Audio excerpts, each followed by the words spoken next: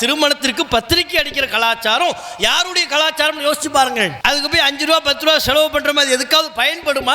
வாங்கி பாப்பாங்க, பார்த்துட்டு தூர போட்டுருவாங்க. வீட்டுல தண்ணி சிந்துச்சுன்னா இந்த பத்திரிக்கையை கொண்டு தான் முக்குறது. குழந்தை ஆகி போச்சுன்னா அந்த ஆயை துடைக்கிறதுக்கு தான் இந்த பத்திரிக்கை உதவும். வேற எதுக்கு உதவ போகுது? அதுக்கு எதுக்கு 10 ரூபாய், அதுக்கு எதுக்கு 5 ரூபாய், அதுக்கு எதுக்கு 20 ரூபாய் நடக்குது?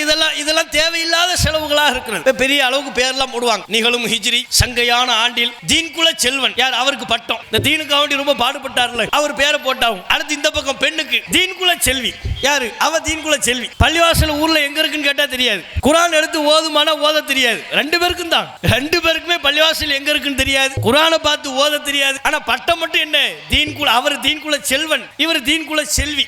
அது போக திருமண நேரத்தை அந்த பத்திரிகையில குறிப்பிடுவாங்க. பெரியோர்கள் நிச்சயித்தபடி காலை 10:30 நண்பகல் 12 மணிக்குள் முபாரக்கான வேளையில் இந்த நேரத்துல தான் கல்யாணம் பண்ணுவாங்க. ஏன் சாயங்காலம் கல்யாணம் பண்ணா என்ன, அது என்ன 10:30 12 மதியம் 1 மணி கல்யாணம்னு சொன்னா என்ன? நல்ல நேரம். எப்படி பிற சமுதாயத்தவர்கள் நாள் பார்த்து, நேரம் பார்த்து, நட்சத்திரம் பார்த்து, குறி பார்த்து, ஜோசியம் பார்த்து வைக்கிறார்களோ, அது அவர்களின் நம்பிக்கையாக இருக்கிறதோ, அந்த நம்பிக்கையை நீங்க எப்படி இஸ்லாம் என்கிற பேரில் நடைமுறையில புகுத்த முடியும்? முபாரக்கான வேலை, நல்ல நேரம் வேறு வார்த்தையில சொல்றாங்க. இது மூட நம்பிக்கை இல்லையா?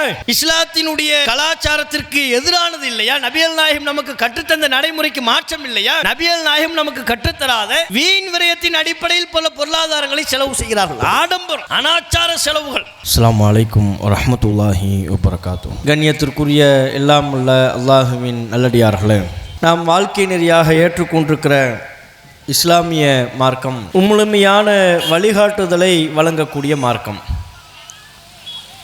ஒரு மனிதனின் பிறப்பு முதல் இறப்பு வரை அவனுக்கு தேவையான வழிகாட்டுதல்கள் என்னென்ன வேண்டுமோ அவை அனைத்தையும் எந்தவித குறைவும் இல்லாமல் வழங்கக்கூடிய முழுமைப்படுத்தப்பட்ட மார்க்கமாக இஸ்லாம் இருக்கிறது. இஸ்லாமிய மார்க்கம் என்பது அதனை ஏற்றுக்கொண்ட முஸ்லிம்களுக்கு வெறுமனே தொழுகை செயல்பாட்டு முறையையும் அல்லது இஸ்லாத்தின் ஏனைய கடமைகளான நோன்பிருத்தல், ஜக்காத்து உள்ளிட்ட வணக்க வழிபாட்டு முறைகளை பற்றி மட்டுமே பேசக்கூடிய மார்க்கம் அல்ல. இந்த வணக்க வழிபாடுகளை நாம் எவ்வாறு செய்ய வேண்டும், இந்த வணக்க வழிபாடுகளின் மூலம் அல்லாஹ்விடத்தில் நாம் எப்படிப்பட்ட நெருக்கத்தை பெற வேண்டும் என்று இவற்றையெல்லாம் நமக்கு கற்றுத்தருவதைப் போலவே அன்றாடம் நம்முடைய வாழ்வில் நடைபெறக்கூடிய ஒவ்வொரு சின்னஞ்சிறிய நிகழ்வுகளை கூட எப்படி நாம் அமைத்து கொள்ள வேண்டும் என்று கற்றுத்தரக்கூடிய மார்க்கம் இஸ்லாம். இப்போ உலகில் உள்ள ஏனைய மதங்களை, ஏனைய கோட்பாடுகளை எடுத்துக்கொள்வீர்களேயானால், ஆன்மீகம் என்றால் அவர்களுக்கு ஆன்மீகம் சம்பந்தமான ஒரு வழிபாட்டு தலத்திற்குள்ளே செல்கின்ற பொழுது அந்த வழிபாட்டு தலத்திற்குள்ளே கடைபிடிக்க வேண்டிய விஷயங்களை பற்றி மட்டுமே சொல்லும். அந்த வழிபாட்டு தலத்தை விட்டு வெளியே வந்து விட்டால் அந்த மதம் அவர்களுக்கு தேவையான அனைத்து வழிகாட்டுதலையும் வழங்கக்கூடியவையாக இருக்காது. ஆனால் இஸ்லாமிய மார்க்கம் பள்ளிவாசலில் மாத்திரம் நாம் கடைபிடிக்க வேண்டிய விஷயங்களை நமக்கு சொல்லித் தருவதோடு நிற்கவில்லை. இஸ்லாம் என்பது பள்ளிவாசலை தாண்டியும் இருக்கிறது.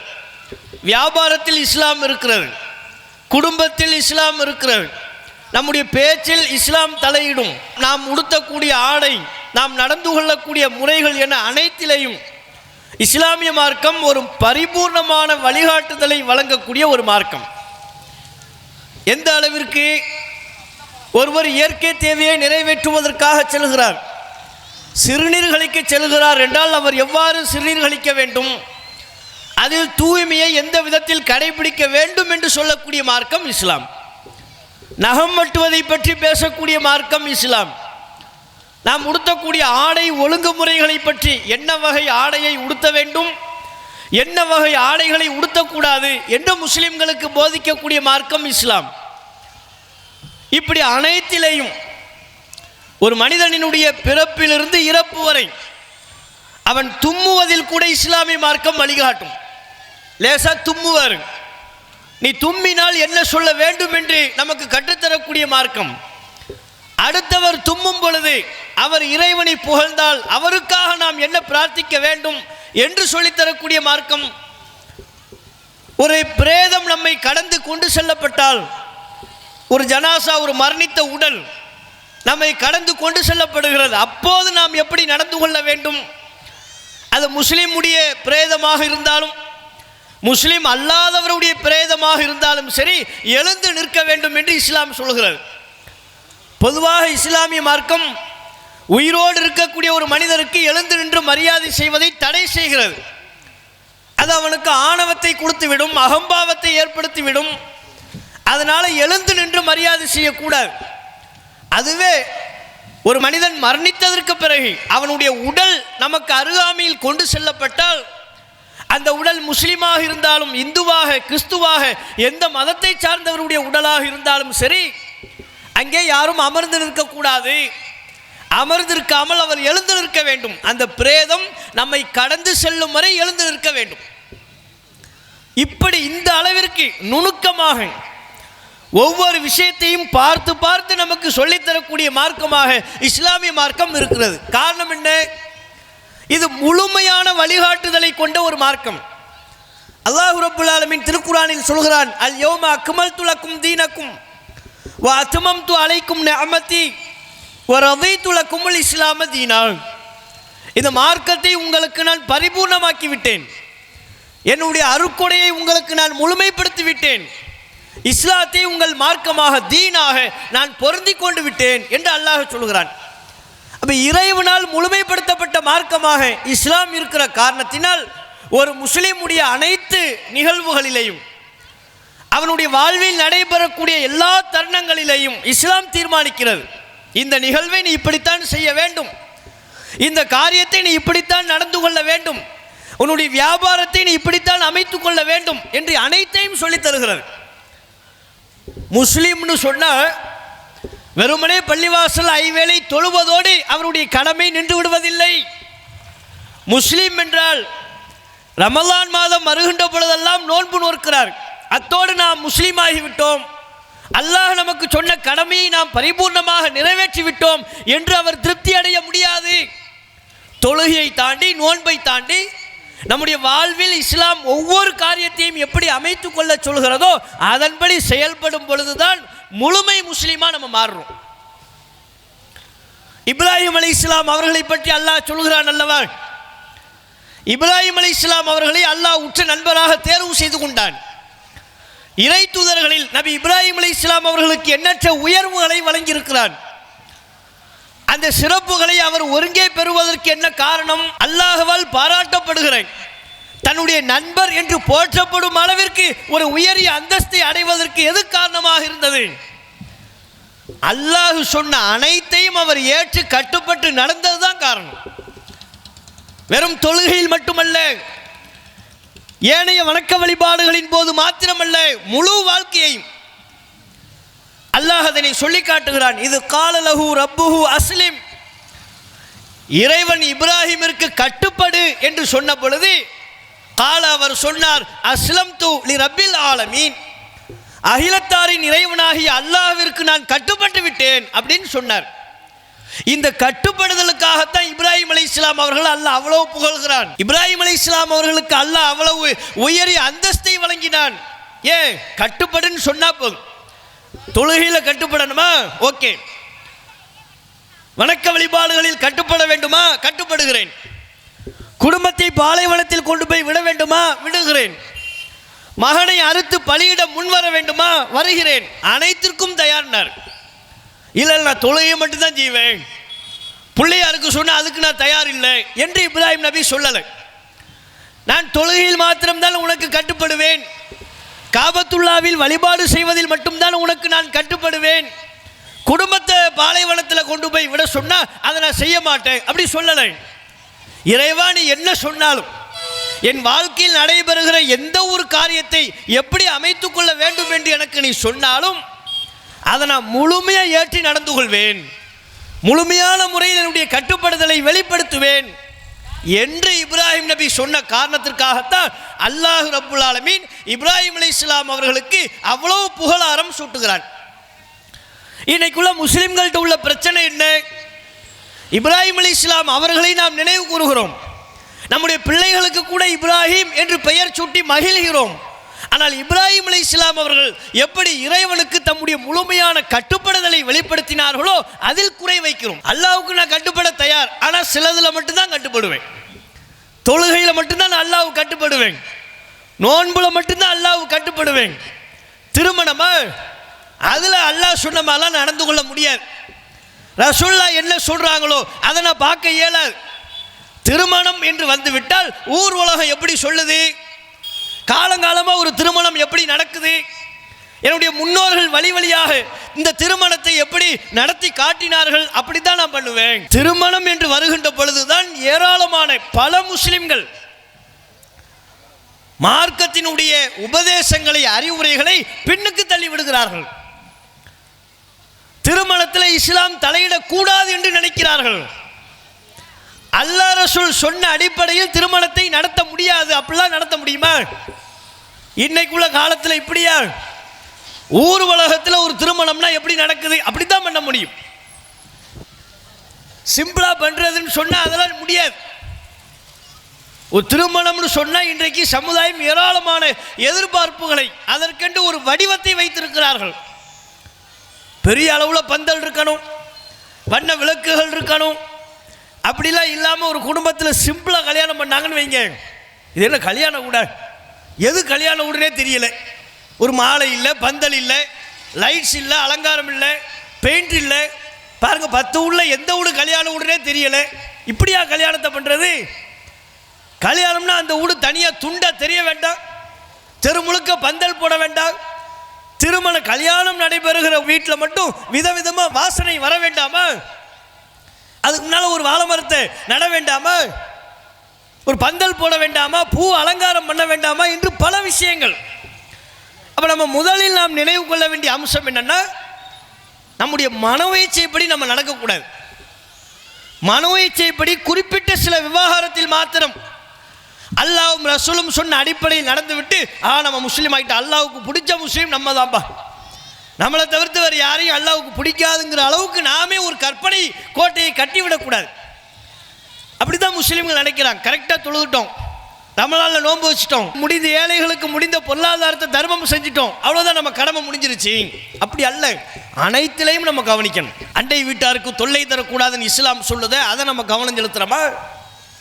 பிற மனிதர்களின் பொருளாதாரத்திற்கோ மானத்திற்கோ களங்கம் கற்பித்து விடக்கூடாது என்று இஸ்லாம் சொல்லித் தருகிறது, அதில் நாம் கவனம் செலுத்துகிறோமா? ஒன்னொன்னையும் பார்க்கணும். அதுபோலத்தான் திருமணத்தை நபிகள் நாயகம் எப்படி நடத்தி காட்டினார்களோ, எப்படி நடத்த வேண்டும் என்று நமக்கு சொல்லி தந்தார்களோ, அதை நம்ம ஒழுங்காக செய்கிறோமா, அதை நம்ம கவனிக்கிறோமா என்று பார்க்கணும். இன்றைக்கு நம்முடைய சமுதாயத்தில் இந்த திருமணம் என்பது ஒரு மகிழ்ச்சியை வெளிப்படுத்தக்கூடிய தருணம் என்கிற காரணத்தினால் அந்த சந்தோஷத்திற்கு மட்டுமே முக்கியத்துவம் வழங்குகிறார்களே ஒழிய மார்க்க அறிவுரைகளுக்கு, அல்லாஹ் மற்றும் அவருடைய தூதரின் கட்டளைகளுக்கு முக்கியத்துவம் கொடுக்கறதில்லை. அதனால தான் இன்றைக்கி நம்ம சமுதாயத்தில் ஆடம்பர திருமணங்கள் அதிகரித்து விட்டது. பிரமத கலாச்சாரங்களை பிரதிபலிக்கக்கூடிய திருமணங்கள் மிகைத்து விட்டது. இஸ்லாமிய திருமணம் என்று சொல்லில் உள்ளது, நபி வழி திருமணம் என்று எழுத்தில் உள்ளது. ஆனால் அந்த திருமணத்தின் அம்சங்களை பார்த்தால், திருமணத்தில் நடைபெறக்கூடிய கூத்துக்களை பார்த்தால், இந்த கூத்துக்கள் நடைபெறக்கூடிய திருமணம் இஸ்லாமிய திருமணமா இருக்குமா? இதுவெல்லாம் நபி வழி திருமணமா என்று வியக்கும் அளவிற்கு, பிரமத சமுதாயங்களை மிஞ்சும் அளவிற்கு இன்றைக்கு நம் சமுதாயம் போட்டி போடுகிறார்கள். ஆடம்பரத்தில் போட்டி போடுகிறார்கள், வீண் விரயத்தில் போட்டி போடுகிறார்கள். நீங்க பாருங்க, இன்னைக்கு பிற சமுதாயங்களில் திருமணம் பண்ணும் பொழுது திருமணத்துக்கு முன்னாலேயே ஃபோட்டோ ஷூட்டுன்னு ஒரு இடத்துக்கு கிளம்பிடுவாங்க. வயக்காட்டுக்கு போகிறது, மலை உச்சிக்கு போகிறது, அங்கிருந்து ஃபோட்டோ எடுக்கிறங்கிற பேரில் கீழே விழுந்து மரணிப்பவர்களும் இருக்கிறார்கள். நீ அதுக்கு மலை உச்சியில் போய் ஃபோட்டோ ஷூட் பண்ண வேண்டிய அவசியம் உனக்கு என்ன? கல்யாணத்துக்கு முன்னாலேயே ஃபோட்டோ ஷூட்டுங்கிற பேரில் அந்த ஃபோட்டோவை எடுத்து அதை வெளியே ஃப்ளெக்ஸில் வைப்பாங்க. யார்? இந்த மாப்பிள்ளை கல்யாணம் பண்ண போகிறவர் மணப்பெண்ணை தூக்கி வச்சுக்குவாராம். தூக்கி வச்சு அது ஒரு ஃபோட்டோ, இன்னும் கல்யாணமே ஆகலை, அதுக்கடையில் அதை தூக்கியாச்சு, இப்போ ஃபோட்டோ எடுத்தாச்சு, அதை ஒரு பேனரை வச்சு வெளியே வச்சுருக்கிறாங்க. பேனர் கலாச்சாரம் பிற சமுதாயங்களில் இருக்குது. அது அவங்க நம்பிக்கை, அவங்க செயல்பாடு, அது அவங்க சம்பந்தப்பட்ட விஷயம். முஸ்லிம்கள் நாம நம்முடைய திருமணத்தில் பேனர் கலாச்சாரத்திற்கு எப்படி இடம் வருகிறது? அது என்ன இஸ்லாமிய மார்க்கம் நமக்கு அப்படி சொல்லித் தருகிறதா? பிற மத சமுதாயங்களினுடைய சடங்கு சம்பிரதாயங்களை பார்த்து நாம் அதை அப்படியே பின்பற்றலாமா? இன்னைக்கு ரொம்ப அதிகமாக இருக்கிறது. முஸ்லீம் சமூகத்தில் திருமணம் நடக்குது, வெளியே பார்த்தா பேனர், மாப்பிள்ளை பொண்ணு 2 பேரும் சேர்ந்து நிற்கிற மாதிரி, அவர் மாப்பிள்ளை பொண்ணை தூக்குற மாதிரி, விதவிதமாக என்னென்ன ஃபோட்டோ ஷூட் இருக்கோ எல்லாமே எடுத்தாகுது. அது எல்லாமே பேனர் கட்டி மண்டபத்துக்கு வெளியே வைக்கப்படுகிறது. அப்போ இதை யோசிச்சு பாருங்க, சிந்திச்சு பாருங்க, இது இஸ்லாமிய திருமணம், நபி வழி திருமணமா? ரசூலுல்லாஹ் இப்படி தான் நமக்கு திருமணம் பண்ண சொல்லி சொன்னாங்களா? அனைத்தும் வருகிறது. ஆடம்பரம் என்பது திருமணத்தில் இவர்கள் செய்யக்கூடிய ஒரு உச்சம். அவற்றை தாண்டி ஏராளமான நபிகள் நாயகம் ஸல்லல்லாஹு அலைஹி வஸல்லம் அவர்கள் நமக்கு சொல்லித்தந்த அம்சங்களுக்கு மாற்றமாக பல காரியங்களில் ஈடுபடுகிறார்கள். அது எல்லாத்துக்கும் அடிப்படை திருமணம் என்று வருகின்ற பொழுது குர்ஆனை பார்க்காம, ஹதீஸுகளை பார்க்காம, நபி வழி என்ன என்று கவனிக்காமல் பிற சமூகங்கள் எப்படி கல்யாணம் பண்ணுறாங்க அதை பார்க்குறாங்க. அதனால தான் இந்த பேனர் வந்தது. திருமண பத்திரிக்கை அடிக்கிறாங்கல்ல, அது எதை வச்சு இவங்க திருமண பத்திரிக்கை அடிக்கிறாங்க? யாரை பார்த்து? ரசூலுல்லாஹ் சஹாபாக்கெல்லாம் பத்திரிக்கை அடித்தா கல்யாணம் பண்ணாங்க? அது சொன்னாங்களா நமக்கு? நபிகள் நாயகம் ஸல்லல்லாஹு அலைஹி வஸல்லம் அவர்கள் நமக்கு கற்றுத்தந்த அந்த வழிமுறை இவர்கள் பார்த்துருந்தா திருமணத்துக்கு பத்திரிக்கை அடிப்பாங்களா? அதை முஸ்லீம் சமுதாயம் செய்கிறாங்க. இதெல்லாம் யாரை பார்த்து செய்கிறாங்க? பிற சமூகங்களை பார்த்தான்.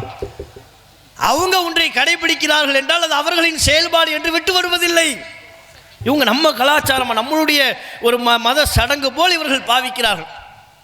கல்யாணத்துக்கு முன்னால் முதல் வேலை பத்திரிக்கை அடிக்கிறது தான். அதுவும் அந்த காலத்தில் அடிக்கிற, அப்போதுலேருந்து இப்போ வரையில் அடிக்கிற பத்திரிக்கை பாருங்கள், பெரிய அளவுக்கு பேரெல்லாம் போடுவாங்க.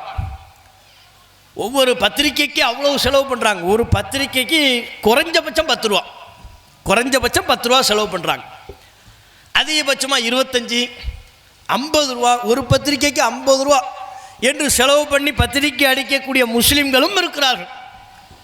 அதுக்கு எதுக்குப்பா அவ்வளவு? நீ 10 ரூபா செலவு பண்ணி 20 ரூபா செலவு பண்ணி ஒரு பத்திரிக்கை, திருமண பத்திரிக்கை அடிக்கிறிய, அது எதுக்கு பயன்பட போகிறது?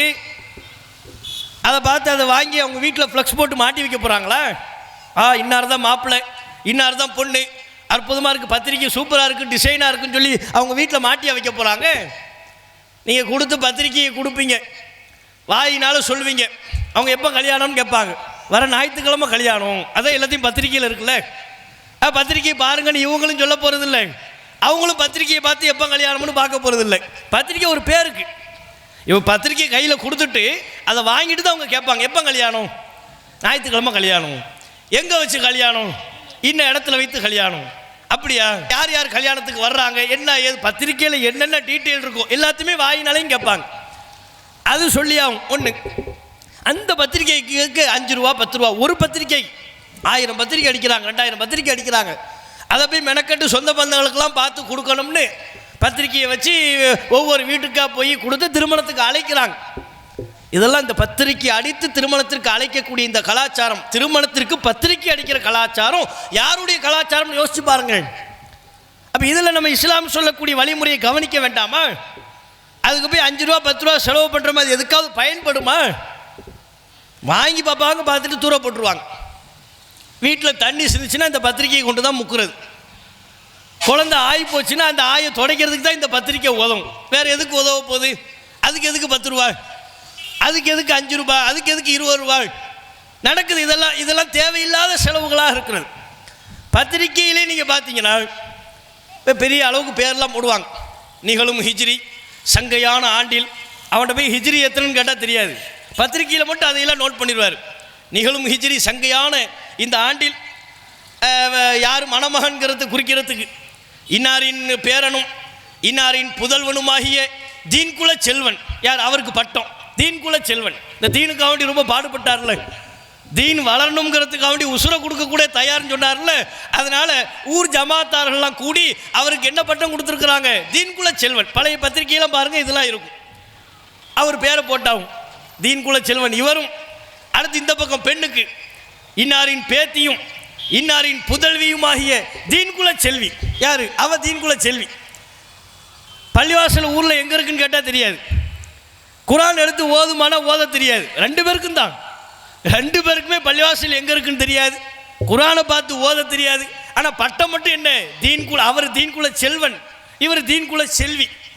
2 பேரும் சேர்ந்து கல்யாணத்துக்கு பிறகு இந்த மார்க்கம் வளர்கிறதுக்காக வேண்டி பாடுபட போகிறாங்க. அதனால் இந்த பட்டம். அதுபோக திருமண நேரத்தை அந்த பத்திரிகையில் குறிப்பிடுவாங்க. 2 பேருக்கும் பெரியோர்கள் நிச்சயித்தபடி திருமணம் நடைபெற இருக்கிறது. எப்போ? பெரியோர்கள் நிச்சயித்தபடி காலை 10:30 நண்பகல் 12 மணிக்குள் முபாரக்கான வேளையில், காலையில் 10:30 பகல் 12 மணிக்குள்ளே தான் கல்யாணம் பண்ணுவாங்களாம். கேட்டால் அது என்னவா? முபாரக்கான வேலை. இப்போ வரக்கூடிய பல பத்திரிகைகள்லையும் இந்த நேரம் பிரிண்ட் செய்யப்படுகிறது. ஆரம்ப காலத்தில் எல்லா பத்திரிகையிலுமே இது பிரிண்ட் செய்யப்பட்டது. இந்த நேரத்தில் தான் கல்யாணம் பண்ணுவாங்க. ஏன் சாயங்காலம் கல்யாணம் பண்ணால் என்ன?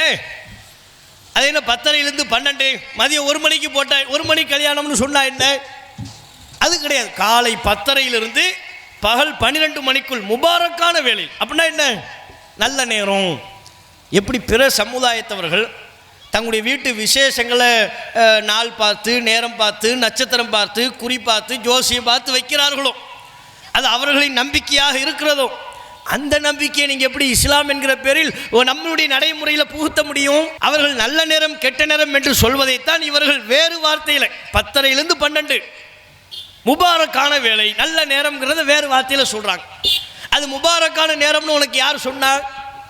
அந்த நேரத்தில் தான் திருமணம் செய்ய வேண்டும் என்று சொன்னது யாரு? இது மூட நம்பிக்கை இல்லையா? இஸ்லாத்தினுடைய கலாச்சாரத்திற்கு எதிரானது இல்லையா? நபிகள் நாயகம் நமக்கு கற்றுத்தந்த நடைமுறைக்கு மாற்றம் இல்லையா? அதை செய்கிறார்கள். அப்ப அந்த திருமணம் என்று வருகின்ற பொழுது அதை ஒட்டி ஏராளமான அடாச்சாரங்கள், ஏராளமான கூத்துக்கள். சிம்பிளாலாம் இப்போ கல்யாணம் பண்ணுறது யாருமே நினைக்கிறது அது ஒரு பெரிய கௌரவ குறைச்சலாக நினைக்கிறாங்க. நபி வழிக்கு மாற்றமாக திருமணம் நடைபெறுகிறது. அது ஒரு பக்கம். நல்ல நேரம் பார்த்து, கெட்ட நேரம் பார்த்து, ஜோசியம் பார்த்து திருமணம் செய்கிறார்கள். அதுவே இஸ்லாத்திற்கு எதிரானது. அது ஒரு புறம். அதோடு சேர்த்து இஸ்லாத்திற்கு எதிரான பல காரியங்கள் கடைபிடிக்கப்படுவதோடு சேர்த்து நபிகள் நாயகம் நமக்கு கற்றுத்தராத வீண் விரயத்தின் அடிப்படையில் பல பொருளாதாரங்களை செலவு செய்கிறார்கள். ஆடம்பரம், அனாச்சார செலவுகள். திருமணத்தை ஒட்டி எதுக்கு அவ்வளோ பெரிய பந்தல்? தெரு முழுக்க ஒரு 10 வீடை கவர் பண்ணிடுவார் பந்தல் போடுறாங்கிற பேரில். அவ்வளோ பெரிய பந்தல் எதுக்கு? அந்த பந்தல் என்ன லேஸில் எடுக்கிறது இல்லை. போட்டால் ஒரு வாரம் லைட்டு செட்டப்லாம் போட்டு அலங்காரம் பண்ணி தெருக்குள்ளே நுழைஞ்சாலே ஏப்பா கல்யாணம் விட அந்த இருக்குன்னு சொல்கிற அளவுக்கு பந்தல். அது மட்டுமா? திருமணத்தை ஒட்டிய மேடைகள், திருமணத்திற்கென்று பெரிய அளவில் லட்சக்கணக்கில் செலவு செய்து மண்டபங்கள். ஊரில் பள்ளிவாசல் இருக்கும், பள்ளிவாசலில் போய் திருமணம் பண்ணணும்னு நினைக்க மாட்டார். அல்லது அவங்க வீட்டிலேயே ஒரு விசேஷமான பெரிய அளவில் இடம் இருக்கும், மொட்டை மாடியில் வராண்டா இருக்கும், இடம் இருக்கும், தெருவில் இடம் இருக்கும். அங்கெல்லாம் பண்ணால் அவருக்கு திருப்தி இல்லை, கௌரவ குறைச்சல்.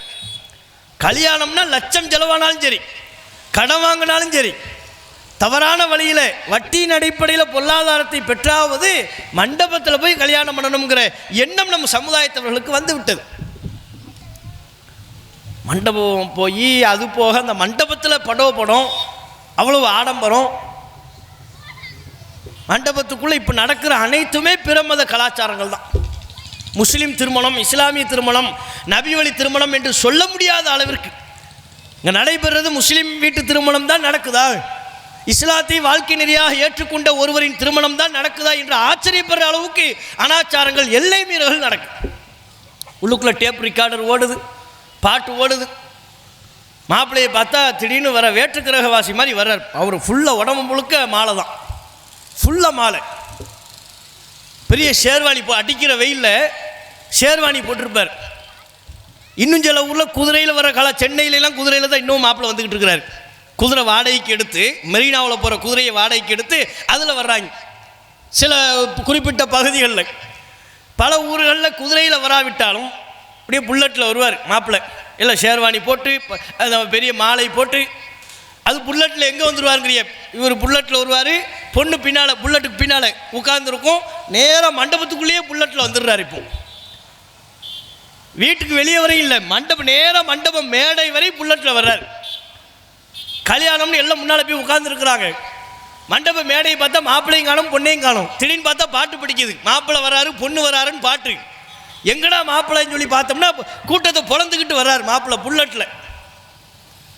நேராக அங்கே ஸ்டேஜில் போய் விட்டு பொண்ணு இறங்க, அவர் மேடையில் போய் உட்கார. அவ்வளோ பெரிய மண்டபத்தை பிடித்து அதற்கென்று பெரும் பொருளாதாரங்களை செலவு பண்ணி அதுக்கு பிறகு மாப்பிள்ளையை குதிரையில் வச்சு ஊர்வலம் கூட்டு போகிறது. இப்போ நம்ம ஊரில் கூட மாப்பிள்ளையை குதிரையில் வைத்து ஊர்வலம் போன சம்பவங்கள்லாம் நடைபெற்றது. பட்டாசு வெடிக்கிறது, இன்னிசை கச்சேரிகள், குதிரைக்கு மேலே இவர் உட்கார்ந்து ஊர்வலமாக அழைத்து செல்வது, இதெல்லாம் இஸ்லாமிய கலாச்சாரமாக. நபிகள் நாயகம் ஸல்லல்லாஹு அலைஹி வஸல்லம் அவங்க நமக்கு இதை சொல்லி தந்தாங்களா? அப்போ திருமணம்னு வரும்பொழுது நம்ம விருப்பப்படி எப்படி வேண்டுமானாலும் செய்யலாம் நினைக்கிறாங்களா? இஸ்லாம்ங்கிறது அப்படி அல்ல. உண்மையான நம்ம முஸ்லீமாக நாம் இருப்போமேயானால் நம்முடைய வாழ்க்கையில் நடைபெறுகிற எல்லாவற்றிலையும் அல்லாஹ் ரசூல் என்ன சொல்கிறாங்களோ அதற்கு கட்டுப்பட்டு நடக்கணும். யா அய்யுஹல்லதீன ஆமனு, ஈமான் கொண்டோரே, உதுகுலூ ஃபிஸ்ஸில்மி காஃபா, முழுமையாக இஸ்லாத்தில் நீங்கள் நுழைந்து விடுங்கள். நான் குறிப்பிட்ட சில விஷயத்தில் மட்டும்தான் அல்லாஹ் ரசூல் சொன்னதை கேட்பேன், சில விஷயங்களை என் மனம் போன போக்கில் நடந்து கொள்வேன். திருமணமாக என் மனசு எப்படி சொல்லுதோ, எப்படி நான் ஆடம்பரமாக அனாச்சாரங்களோடு நடைபெற வேண்டும் என்று என் மனசு எனக்கு தூண்டுகிறதோ அப்படி நான் செய்வேன். அப்படி இருக்கக்கூடாது. அவ்வாறு நடக்குமையானால் அது நம்முடைய மனோயிச்சைக்கு கட்டுப்பட்டு நடக்கின்ற ஒரு தன்மையாகத்தான் அமையுமே ஒழிய அல்லாஹ்வினுடைய திருப்தியை பெறுவதற்கு அது உதவாது. இப்போ இன்னும் பல்வேறு வகையிலான ஆடம்பரங்களை செய்கிறார்கள். திருமணத்தை ஒட்டி விருந்து கொடுக்குறாங்க. விருந்து கொடுக்கலாம். யார் கொடுக்கலாம்? மணமகன் கொடுக்கலாம். மணமகன் கொடுக்குற வலிமாவை கூட எப்படி கொடுக்க வேண்டும், எவ்வளவு முடியுமோ அவ்வளவு சிக்கனமாக எளிமையாக கொடுக்கணும். நபிகள் நாயகம் ஸல்லல்லாஹு அலைஹி வஸல்லம் அவர்கள் இந்த திருமணத்தை ஒட்டி நமக்கு அறிவுறுத்துகின்ற பொழுது நபிகள் நாயகம் சொன்ன மிக முக்கியமான செய்தியை செலவை நாம் குறைத்து சிக்கனமாக திருமணம் பண்ணணுங்கிறது தான். இன்ன ஆதம நிக்காஹி பரக்கத்தன் ஐஸரஹு முனான், அல்லாஹ்விடத்தில் பரக்கத் என்கிற அபிவிருத்தி நிறைந்த திருமணம் எதுவென்றால் ஐஸரஹு முனான், செலவு குறைந்த திருமணம் தான். எந்த திருமணத்தில் செலவு ரொம்ப கம்மியாக இருக்கும், எவ்வளவுக்கு எவ்வளவு செலவை குறைத்து திருமணத்தை நடத்துகிறார்களோ அந்த திருமணத்தில் தான் பரக்கத் இருக்கிறதுங்கிறாங்க. அந்த மணமக்களுக்கு அல்லாஹ்வுடைய பரக்கத் அபிவிருத்தி கிடைக்கும். பரக்கத் தானே நம்ம வேணுங்கிறோம். மணமக்களை வாழ்த்துவதற்காக ரசூலுல்லாஹ் நமக்கு சொல்லித்தந்த துவா என்ன? அவர்களுக்கு பரக்கத்தை வேண்டி செய்யக்கூடிய பிரார்த்தனை தானே. பாரக்கல்லாஹு லக்க வ பாரக அலைக்க வ ஜமஅ பைனகுமா ஃபீ கைர், அல்லாஹ் உங்களுக்கு அகத்திலும் புறத்திலும் பரக்கத் செய்வானாக, நன்மையான காரியங்களிலேயே உங்களை ஒன்றிணைப்பானாக. இதைத்தான் ரசூலுல்லாஹ் மணமக்களுக்கு நாம துவா செய்வதற்காக கற்று தந்தாங்க. இதெல்லாம் அல்லாஹும் அல்லிஃப் பைனஹுமான்னு ஒரு துவா ஓதுவாங்க. ஆதம் ஹவ்வா எப்படி வாழ்ந்தார்களோ, யூசுப் சுலைஹா எப்படி வாழ்ந்தார்களோ, யூசுப் சுலைஹா எப்படி வாழ்ந்தாங்கன்னு உங்களுக்கு தெரியாது. முதல் அந்த சுலைஹா யாருனாவது தெரியுமா? அதுவும் தெரியாது. அப்போ இப்படி தவறான நடத்தை கொண்ட பெண்மணியின் பேரையெல்லாம் சொல்லி அவர்களும் இவர்களும் வாழ்ந்ததைப் போல இவரும் அவரும் வாழ்ந்ததைப் போல இந்த மணமக்களை வாழ வைப்பாயாகன்னு ஒரு பெரிய துவா கேட்பாங்க. அது இஸ்லாத்தில் இல்லை. ரசூலுல்லாஹ் அந்த துவாவை சொல்லித்தரலை. அல்லாஹ்வின் தூதர் யாருக்கும் அந்த துவாவை செய்ததும் இல்லை, அதற்கு ஆதாரமும் இல்லை. இது இவங்களா கற்பனையில் செய்த ஒன்று, நபி வழிக்கு மாற்றமானது. மணமக்களுக்கு நாம் கேட்கக்கூடிய துவா என்று ரசூலுல்லாஹ் சொல்லி தந்ததிலேயே அவங்களுக்கு பரக்கத்தை தான் ரசூலுல்லாஹ் வேணும்னாங்க. மணமக்களுக்கு பரக்கத்து வேணும், அல்லாஹ்வுடைய அபிவிருத்தி வேண்டும். அந்த அபிவிருத்தி எதில் இருக்கிறது? செலவை எவ்வளவுக்கு எவ்வளோ குறைக்கிறீங்களோ, எவ்வளவு சிக்கனமாக திருமணத்தை நடத்துகிறீர்களோ அந்த அளவிற்கு அல்லாஹ்வுடைய பரக்கத்து கிடைக்கும். நாங்கள் இப்படி ஒரு மார்க்கம் இருக்கா? செலவு பண்ணாதப்பா, சிக்கனமாக பண்ணு, ஆடம்பரம் பண்ணாத, சிக்கனமாக பண்ணுவதன் மூலம் அல்லாஹ்வுடைய பரக்கத்தை பெறு என்று வழிகாட்டக்கூடிய மார்க்கம் இஸ்லாம். நம்முடைய பொருளாதாரத்தை பாதுகாக்கின்றது, வீண் விரயத்தை தடுத்து நம்முடைய பொருளாதாரத்திற்கு ஒரு பெரும் சேமிப்பை தருகிறது. ஆனால் ரசூலுல்லாஹ் இப்படி சிக்கனம் செய்ய வேண்டும் என்று சொன்னதுனால திருமணத்தில் அனாச்சார செலவுகள் கூடாது, அதை சிக்கனமாக செய்யணும், அப்போ தான் அல்லாஹ்வுடைய பரக்கத்து கிடைக்கும் என்று சொன்னதுனால தான் இதை நம்ம பிரச்சாரம் பண்ணுறோம் மக்களுக்கு. ஆனால் என்ன செய்கிறாங்க? விருந்துங்கிற பேரில் வலிமா விருந்து கொடுத்தா கூட சிக்கனமாக கொடுக்கணும், அவர் சக்திக்கு உட்பட்டதை கொடுக்கணும். ஊரை ஃபுல்லாக திரட்டி சாப்பாடு கொடுக்குறங்கிற பேரில் 2000 பேர் 3000 பேரை திரட்டி என்னென்ன முடியுமோ எல்லாத்தையும் வகை வகையாக சாப்பாடு, அதுவெல்லாம் இல்லை. அப்படி நாம் செய்கின்ற பொழுது அல்லாஹ்வுடைய பரக்கத்தை பெற இயலாது. ஆனால் இன்றைக்கி என்ன நடக்குது? முஸ்லீம் திருமணம், ஒரு இஸ்லாமியர் திருமணம் செய்கிறார் என்றால் அவர் வீட்டில் திருமணம் நடக்குதுன்னா அவருடைய அதிகமான பொருளாதாரம் செலவு செய்யப்படுவதை எதில்? 2 தான் அதிகமான பொருளாதாரம். ஒன்று சாப்பாடு, இன்னொன்று ட்ரெஸ்ஸு. சாப்பாடில் அவ்வளோ பொருளாதாரத்தை கொட்டுறாங்க. லட்சக்கணக்கில் உள்ள பொருளாதாரத்தை சாப்பாட்டின் பெயரால் கொட்டுகிறார்கள். இருக்கிற சொந்த பந்தங்களையெல்லாம் அழைக்கணும். அவரை கூப்பிடு, இவரை கூப்பிடு, அவரை கூப்பிடு, இவரை கூப்பிடுன்னு பார்த்தா ஒரு லிஸ்ட்டு வச்சுருப்பாங்க. 2000 பேர், 1000 பேர், அவ்வளோ பேருக்கும் சாப்பாடு. ஏங்க இவ்வளோ பண்ணுறீங்க, சிக்கனமாக பண்ணுங்களேன்னா, இல்லை சொந்த பந்தங்களை எப்படி விடுறது, சொந்த பந்தங்களை எப்படி நாம் திருமணத்துக்கு கூப்பிடாமல் இருக்க இயலும்? திருமணம்னு கூப்பிட்டு சாப்பாடு போடாமல் இருக்க முடியுமா? எல்லோருக்கும் சாப்பாடு கொடுக்கணுமா இல்லையா? இப்படி பார்க்குறாங்க. உங்களை யாரும் சாப்பாடு கொடுக்க வேண்டாம்னா நீங்கள் உங்கள் சொந்த பந்தங்களை அரவணைக்க வேண்டும், அவர்களுக்கு ஒரு விருந்து கொடுக்க வேண்டும் என்றால் திருமணம் என்கிற வழிமுறையில் இல்லாமல் மார்க்கம் உங்களுக்கு அனுமதித்த ஏனைய இடங்களில் கொடுங்க. ஒரு வீடு கட்டுறீங்களா, அதில் எல்லாரையும் கூப்பிட்டு சாப்பாடு கொடுங்க, தப்பு கிடையாது. ஏன் நபிகள் நாயகம் வீடு கட்டும் போது ஒரு விருந்து கொடுப்பதை ரசூலுல்லாஹ் அனுமதித்திருக்கிறாங்க. அதை நம்ம சிக்கனமாக பண்ணணும்னு ரசூலுல்லாஹ் சொல்லலை. எவ்வளோ முடியுமோ அவ்வளோ நீங்கள் உங்கள் சொந்த பந்தங்களை கூப்பிட்டுக்கலாம். அக்கீகா கொடுக்குறீங்களா, கல்யாணம் முடிந்து ஒரு குழந்தை பெறுகிறது, குழந்தை பிறந்ததற்காக வேண்டி அக்கீகா கொடுக்கலாம், அதன் பேரில் ஒரு விருந்து கொடுக்கலாம். அந்த விருந்தில் உங்கள் சொந்த பந்தங்களை கூப்பிடுங்க, யாரும் வேண்டான்னா. அல்லது காரணமே இல்லாமல் கூட விருந்து கொடுங்க. திருமணம் எதுவுமே காரணமே இல்லை, திடீர்னு உங்கள் சொந்த பந்தங்கள் ஞாபகம் உங்களுக்கு வந்துருச்சு, ஆஹா சொந்த பந்தங்களை அரவணைக்கணுமே, சொந்த பந்தத்தை பேணணுமே, எல்லா சொந்த பந்தத்தையும் கூப்பிட்டு ஒரு சாப்பாடு கொடுப்போம், கொடுங்க, நாங்கள் தடுத்தோமா? அப்போ மார்க்கம் எங்கேயெல்லாம் அனுமதிக்கிறதோ அங்கேயெல்லாம் இவங்க கொடுக்கறது இல்லை. எந்த காரணமும் இல்லாமல் சொந்த பந்தத்தை கூப்பிட்டு சாப்பாடு கொடுன்னா அது செய்ய மாட்டாங்க. நான் கல்யாணத்தில் தான் கொடுப்பேன்னு ஒத்த காலில் நிற்கிறது. ரசூலுல்லாஹ் இந்த கல்யாணத்தில் தான் செலவை குறைக்க சொல்கிறார்கள், சிக்கனத்தை கடைபிடிக்க சொல்கிறார்கள். அல்லாஹ்வுடைய பரக்கத்து வேணுமா, ஆடம்பரத்தை தவிர்த்து விடு, அனாச்சாரத்தை கைவிட்டு விடு என்று நபிகள் நாயகம் நமக்கு கற்றுத்தருகிறார்கள். இவர் அங்கே தான் அவ்வளோ பொருளாதாரம். நீ யோசிச்சு பாருங்கள், சாப்பாடுக்குன்னே 4 லட்சம் 5 லட்சம் கையில் இருந்தால் கையில் உள்ள அவ்வளோ பெரிய தொகையை செலவு செய்து விடுகிறார்கள், இல்லைன்னா கடன் வாங்குகிறார்கள். அவ்வளோ பண்ணி அந்த சாப்பாடில் கொண்டு காசை போடணுமா? அந்த காசை அந்த சாப்பாடில் போடுறதுக்கு பதிலாக பெருந்தொகையை 4 லட்சம் 5 லட்சம் அளவுக்கு செலவு செய்கிறார்களே, கஷ்டப்படுகிறார்களே, கடன் வாங்கி செலவு செய்கிறார்களே. இந்த சிக்கனமாக ஊருக்கு பயந்து இத்தனைக்கும் ஊர் எதுவும் சொல்லிடக்கூடாது, 4 பேர் 4 விதமாக பேசிடக்கூடாது. இவன் பண்ணுற அனாச்சாரத்துக்கெல்லாம் எதை காரணமாக காட்டு வாங்குறீங்க? அந்த 4 பேர் தான். ஏன்ப்பா இவ்வளோ உனக்கு சக்தி இல்லையே, முடியலையே, ஏன் இவ்வளோ சிரமப்படுற? இல்லை 4 பேர் 4 விதமாக பேசிடக்கூடாது. இல்லை எதுக்குப்பா ஊரை கூப்பிட்டு சாப்பாடு போடுற? 4 பேர் 4 விதமாக பேசிடக்கூடாது. இல்லை அவன் எத்தனை விதமாக பேசுனா உனக்கு என்ன? உன் கடைசி காலம் வரை அந்த 4 பேரை வரப்போகிறான். இவர்கள் சொந்தம் பந்தம் 4 பேர் என்று சொல்லி ரசூலுல்லாஹ் நமக்கு சொன்ன அந்த எல்லையை மீறக்கூடிய செயல். அதுக்கு எதுக்கு நீங்கள் 4 பேரை பார்க்குறீங்க? அந்த 4 பேர் நீங்கள் சாப்பாடு போட்டால் மட்டும் திருப்தி அடைஞ்சிடுவானா? போகும்போது எந்த குறையும் சொல்ல மாட்டானா?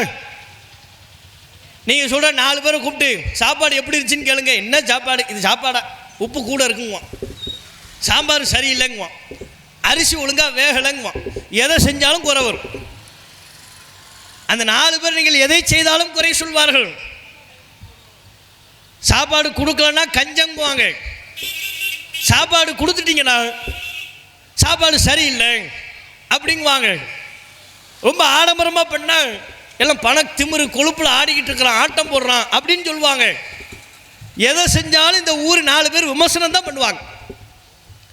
ஒரு மனுஷன் குண்டாக இருக்கக்கூடாது, குண்டாக இருந்தால் என்ன இவ்வளோ குண்டாக இருக்கிறீங்க, என்னாச்சு ஏதாச்சுன்னு தெரியல, சாப்பாடை குறைங்க அப்படிங்குவாங்க.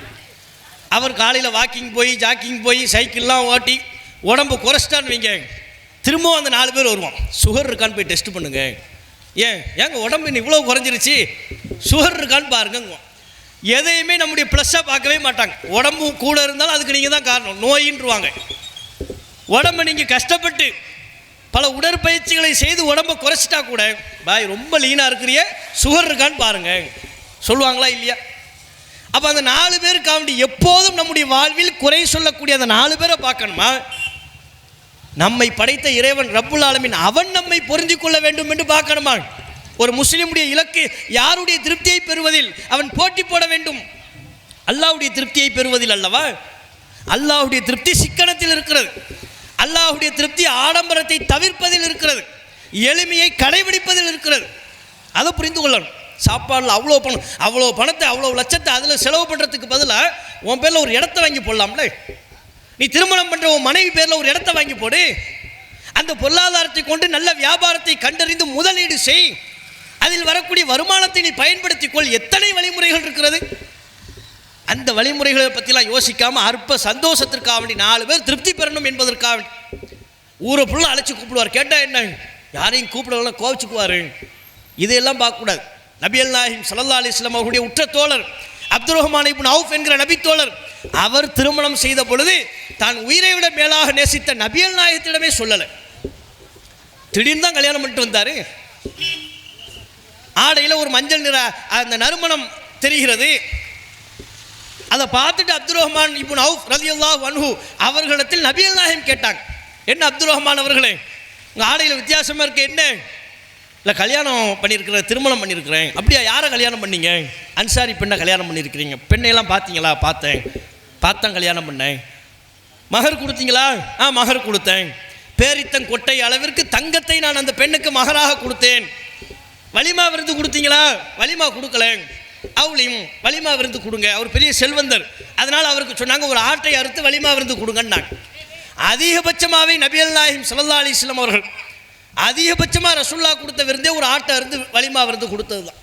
அப்போ பாருங்க, ரசூல் ஸல்லல்லாஹு அலைஹி வஸல்லம் அவர்களுக்கு சொல்லாமல் ரசூலுல்லாஹ்வுடைய உத்தம தோழர்கள், ரசூலுல்லாஹ்வை உயிரை விட மேலாக நேசித்த சஹாபாக்கள் கல்யாணம் பண்ணியிருக்கிறாங்க. நபி இடத்துல சொல்லலைங்கிறதுக்காக வேண்டி என்கிட்ட ஏன் சொல்லலைன்னு கேட்கல. ஆனால் இன்றைக்கி நம்ம சமுதாயம் சொந்த பந்தங்கள்கிட்ட சொல்லாமல், மாமான்ட்ட மச்சன்ட்ட சொல்லாமல் ஒரு கல்யாணம் நடந்துருச்சுன்னு வைங்க, ஜென்ம பகை முடிஞ்சு போச்சு. கல்யாணமாக பண்ண இவெல்லாம் ஒரு மச்சானா, இவெல்லாம் ஒரு மாமனா, இவெல்லாம் ஒரு அக்காவா, இவெல்லாம் ஒரு தங்கச்சியா? சொந்த பிள்ளை கல்யாணம் பண்ணுறா, என்னை பார்த்து ஒரு வார்த்தை சொல்லலை, வீட்டுக்கு வந்து வான்னு கூப்பிட்டா குறைஞ்சா போயிடுவா. வரல, இனிமேல் அவன் வீட்டு வாசப்படி மிதிக்கக்கூடாது, ஜென்ம பகையாக போயிடும். வருஷத்துக்கு பகை எது? கல்யாணத்துக்கு செய்தி சொல்லலைன்ட்டு.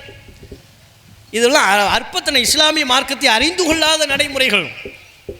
அதே போல் இந்த திருமணத்தில் நம்ம சமுதாயம் அதிகமாக செலவு பண்ணுறது ஆடையில். சாப்பாட்டுக்கு அடுத்த ஆடை தான், ட்ரெஸ்ஸு. கல்யாணத்தின் பேரில் பார்த்தீங்கன்னு வைங்க, பொண்ணுக்கு சேலை வாங்குறதுக்குன்னு ஒரு குரூப், ஒரு கும்பல் கிளம்பும். ஜவுளி கடைக்கு போனால் அந்த கும்பலை பார்த்தே கண்டுபிடிச்சிருவாங்க, இது திருமணத்துக்குன்னு சேலை எடுக்க வந்த கும்பல். சேலை எடுக்க பிரச்சனை இல்லை, மாப்பிள்ளைக்கு ட்ரெஸ்ஸு எடுக்கலாம், தப்பில்லை. அது ஒரு குறைந்த அளவில் எடுக்கலாம்ல. திருமணத்துக்கு எடுக்கிற சேலையை பார்த்தா 20,000 ரூபா, 30,000 ரூபா, 40,000 ரூபா. ரொம்ப சர்வசாதாரணமாக ரொம்ப குறைந்த பொருளாதார வசதி பெற்றவர்கள் கல்யாணம் பண்ணால் கூட அவங்க சேலை எடுக்கிறாங்க 5,000 ரூபா, 7,000 ரூபா சராசரியாக. அப்போ இருக்கப்பட்டவங்க சர்வசாதாரணமாக 20,000 ரூபா, 30,000 ரூபா, 40,000 ரூபாய்க்கு சேலை எடுக்கிறாங்க. எதுக்கு அவ்வளவு? மற்ற சேலைகள்லாம் அப்படி தான் எடுத்து உடுத்திக்கிட்டு இருக்கிறோமா நம்ம? 20,000 ரூபா, 10,000 ரூபா அவ்வளோ தொகை கொடுத்தா சேலை உடுத்திக்கிட்டு இருக்கிறாங்களா மற்ற நாட்களில்? அந்த கல்யாண சேலைக்கு மட்டும் ஏன் அவ்வளோ பெரிய பொருளாதாரத்தை முடக்கணும்? அதுக்கே 40,000 ரூபா முடக்கிறது. அதே மாதிரி இந்த பக்கம் மாப்பிள்ளை, அவர் சாதாரணமாக சட்டையை போட்டு வர வேண்டியதானே இருக்கு. ஒரு நல்ல சட்டை வாங்கிக்கலாம், தப்பில்லை. அவர் என்னமோ பெரிய ஜப்பான்லேருந்து வந்தவர் மாதிரி அவருக்கு ஒரு கோட்டு பார்ப்பார். அது எவ்வளோப்பா? 10,000 ரூபா கோட்டு தான். போட்டால் 10,000 ரூபா கோட்டு, இல்லையா கல்யாணம் மேடைக்கு நான் வரமாட்டேன்ட்டுருவார் மாப்பிள்ளை. அந்த 10,000 ரூபா கோட்டை போட்டு மாப்பிள்ளையை குதிரையில் தான் கூப்பிட்டு வரணும். குதிரை வராட்டி நான் வரமாட்டேன். என்னது இது? எதுக்கு இந்த ட்ரெஸ்ஸில் போட்டு அவ்வளோ பொருளாதாரத்தை செலவு பண்ணணும்? மாப்பிள்ளைக்கும் பொண்ணுக்கும் ட்ரெஸ் எடுக்கிறது அது ஒரு பக்கம். இந்த 20,000 ரூபா, 30,000 ரூபாய்க்கு சேலை எடுக்கிறாங்களா, கல்யாணம் முடிச்சா அந்த சேலை பரணிக்கு போயிடும். அதுக்கப்புறம் 20 வருஷத்துக்கு அப்புறம் அதை எடுத்து இதுதான் நம்ம கல்யாண சேலைன்னு கண்ணில் ஒத்தி மேலே தூக்கி போட்டுருவாங்க, முடிஞ்சு போச்சு. அதுக்கப்புறம் வாழ்நாள் முழுக்க சாதாரண ஆடைகள் தான். அப்போ இது போன்று 2 நாட்கள் 3 நாட்களுக்காக வேண்டி பெரும் அளவுக்கு பொருளாதாரத்தை ஆடையில் செலவு செய்கிறார்கள். பொண்ணுக்கு சேலை எடுப்பதை தாண்டி, மாப்பிள்ளைக்கு சட்டை எடுக்கிறத தாண்டி, மாப்பிள்ளையினுடைய நண்பர்கள்னு சில பேர் வருவாங்க. அதில் பல இப்ளீஸ்லாம் இருப்பாங்க. கல்யாணம் இந்த மாதிரி ஒரு மண்டபத்துக்குள்ளே பந்தல் வச்சு நடக்குதுன்னு வைங்க, இந்த ஸ்ப்ரே அடிக்கிறது, பட்டாசு வெடிக்கிறது, இந்த பிற மத கலாச்சாரங்களை பார்த்து வண்ண வண்ண வகையில் பூக்கள் வீசுவது, இது மாதிரி சேட்டைகள் எல்லாம் பண்ணுறது பொருளாதாரத்தை விரயம் செய்யக்கூடிய காரியங்கள். மகிழ்ச்சிகளுக்காக அவர்களுக்குள் பேசிக்கொண்டால் அது வேறு. பொருளாதாரத்தை விரயம் செய்வது, திருமணம் பண்ணும்போது ஸ்ப்ரே அடித்து எல்லாரும் மூஞ்சியை நுரையாக்கி, அது எதுக்கு தேவையில்லாத வேலை? பட்டாசு வெடிக்கிறது எதுக்கு? அப்போ மாப்பிள்ளைகிட்ட கேட்குறது, உனக்கு கல்யாணமா, நீ எப்படி என்ன சட்டை எடுக்கிறியோ அதே மாதிரி எங்களுக்கு ஒரு 10 பேருக்கு சட்டை எடுத்தான், அதே மாதிரி 10 சட்டை. பொண்ணுக்கு சேலை எடுக்கும் போதே அவங்களுடைய மச்சான், அவங்களுடைய மைனி, இன்னும் பிற சொந்த பந்தங்கள் எல்லாத்துக்கும் சேலை, அதில் ஒரு 20-30 சேலை. சேலை வகைக்கு மட்டுமே 1,00,000 ரூபா போயிடும். இந்த பக்கம் மாப்பிள்ளைக்கு சட்ட வகையில் மட்டுமே 50,000 ரூபாய் போயிடும். எதுக்கு இவ்வளோ பெரிய பொருளாதாரத்தை ஆடையில் செலவு பண்ணணுமா குறிப்பிட்ட நாட்களுக்காக வேண்டி? இதெல்லாம் நம்ம யோசித்து பார்க்கணும். அப்போ இந்த ஆடம்பரத்தை தவிர்ப்பதில் தான் அல்லாஹுடைய திருப்தி இருக்கிறது. நாம் வெறுமனே வணக்க வழிபாடுகளை அல்லாஹு சொன்ன ரசூல் சொன்ன அடிப்படையில் செய்து விடுவதனால் மாத்திரம் அல்லாஹுடைய திருப்தியை பெற்ற நன்மக்களாக நாம் ஆகிவிட முடியாது. நம்முடைய ஒவ்வொரு செயல்பாட்டையும் அல்லாஹ் சொன்ன ரசூல் சொன்ன அடிப்படையில் நாம் அமைத்துக் கொள்ள வேண்டும். திருமணம் என்று வரும்பொழுது நம்முடைய மனோவீச்சைக்கு நாம் இடமளிக்கக்கூடாது. திருக்குர்ஆன் நமக்கு மிக தெளிவாக கற்றுத்தருகிறது. ஒமா கானலி முஃமினின் வலா முஃமினத்தின் இதா கதல்லாஹு வ ரசூலுஹு அம்ரன் ஐயகூன லஹுமுல் ஹியரத்து மின் அம்ரிஹிம். அல்லாஹும் அல்லாஹுடைய தூதரும் ஒரு காரியத்தை தீர்மானித்து விட்டால் அதில் சுய விருப்பம் கொள்ளக்கூடிய அதிகாரம் நம்பிக்கை கொண்ட ஆணுக்கும் இல்லை பெண்ணுக்கும் இல்லை. அல்லாஹ் ரசூல் ஒன்று சொல்லிட்டாங்களா, அந்த அடிப்படையில் நாம் நம்முடைய வணக்க வழிபாடுகளை அமைத்துக்கொள்ள பழகணும். ரசூல்லா திருமணத்தை சிக்கனமாக பண்ணுங்கன்னு சொன்னதற்கு பிறகு, ஆடம்பரத்தை தவிர்க்க வேண்டும் என்று அறிவுறுத்தியதற்கு பிறகு, இல்லை ஊர் வேறு விதமாக பேசும், உலகம் வேறு விதமாக பேசும், அவர்கள் வேறு விதமாக பேசுவார்கள், சொந்த பந்தங்கள் வேறு விதமாக பேசுவார்கள், அதையெல்லாம் பார்க்கக்கூடாது. அல்லாஹ் ரசூல் சொல்லிட்டாங்களா, சிக்கனமாக பண்ணுறேன், எனக்கு இதில் தான் அல்லாஹ்வுடைய பரக்கத்து இருக்கிறது என்று அதை நடைமுறைப்படுத்த முன்வரும். இதை நடைமுறைப்படுத்த வேண்டிய கடமை ஒவ்வொரு பெற்றோர்களையும் சமுதாயத்தையும் சார். சமுதாய மக்கள் இது போன்று ஆடம்பரமாக நடைபெறக்கூடிய திருமணங்களை புறக்கணித்தால் இந்த நிலை வருமா? சமுதாயம் ஆடம்பரமாக நடைபெறக்கூடிய திருமணங்களை புறக்கணிக்காததின் விளைவுதான் இந்த ஆடம்பரங்கள் மென்மேலும் பெறுகிறது. இவற்றை குறைப்பதற்கு நம்ம சமுதாய ரீதியான மாற்றங்களை உண்டாக்க வேண்டும். அல்லாஹ் ரப்புல் ஆலமீன் அப்படிப்பட்ட வாய்ப்பினை நம்ம அனைவருக்கும் தந்தருள்வானாக. அஸ்ஸலாமு அலைக்கும் வரஹ்மத்துல்லாஹி வபரகாத்துஹு. இஸ்லாம் மற்றும் சமுதாய செய்திகளை அறிந்து கொள்ள தமிழ்நாடு தௌஹீத் ஜமாஅத் யூடியூப் பக்கத்தை உடனடியாக சப்ஸ்கிரைப் செய்து கொள்ளுங்கள். மேலும் பெல் பட்டனையும் கிளிக் செய்து கொள்ளுங்கள்.